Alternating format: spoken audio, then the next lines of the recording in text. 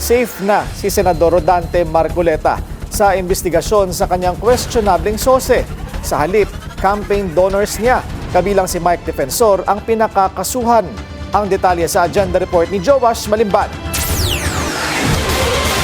Terminated na ang motu proprio investigation ng Commission on Elections laban kay Senator Rodante Marcoleta, kaugnay ng alleged discrepancies sa kanyang Statement of Contributions and Expenditures o SOSE. Sa botong 601, pinabura ng COMELEC Anbang si Marcoleta at sinabing walang sapat na ebidensya para sabihing nag-commit siya ng kahit na anong election offense. Nag-inhibit sa botohan si COMELEC Chairman George Garcia. Una nang iniulat ng Billionaire News Channel ang hindi pagkakatugma ng SOSE at declared salin ni Marcoleta. Natuklasan din ng BNC na wala siyang declared donors o contributors sa kanyang naging election campaign kahit na umabot sa mahigit 100 milyong piso ang ginastos niya rito.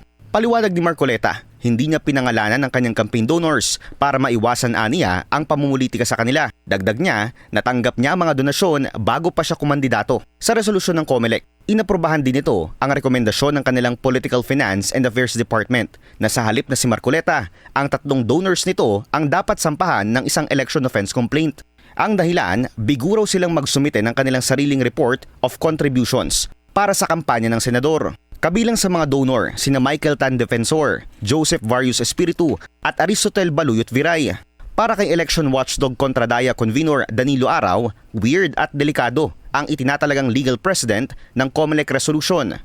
The rich and powerful have a lot to be thankful for to Marcoleta, pardon my sarcasm, because he has provided a blueprint on how to legally cheat your way into not properly disclosing your campaign donations. Ibig sabihin, pwede pala na magkaroon ka ng zero donation at pwede pala na hindi mo i-disclose kung sino-sino yung nag-donate sa'yo, basta siguraduhin mo lang na isusumite o ibibigay yung donasyon sa'yo bago yung simula ng kampanya. Aminado si Chairman Garcia na tila nakakapagpahina ito ng mandato ng poll body. Pero wala raw silang magagawa kundi i-enforce ang election laws. Lalo na't malinaw aniya na hindi pa kandidato si Marcoleta nang tanggapin ang donasyon. Sana po ay ma-resolve yan ng legislation. Talaga pong walang magagawa kasi si COMELEC kahit po naman ano ang klaseng interpretasyon namin sapagkat po kailangan po ng pagbabago sa batas natin. Bagaman terminated na ang motu proprio investigation ng COMELEC, nananatiling nakabinbin ang mga isinampang reklamo ng grupong Contradaya. Kabilang dito ang complaint sa COMELEC, Ombudsman at BIR. Para sa agenda, Joash Malimban, Billionaire News Channel. Manatiling nakatutok sa Billionaire News Channel. Sumubaybay sa aming social media accounts at mag-subscribe sa aming YouTube channel para sa mga eksklusibong balita at storya.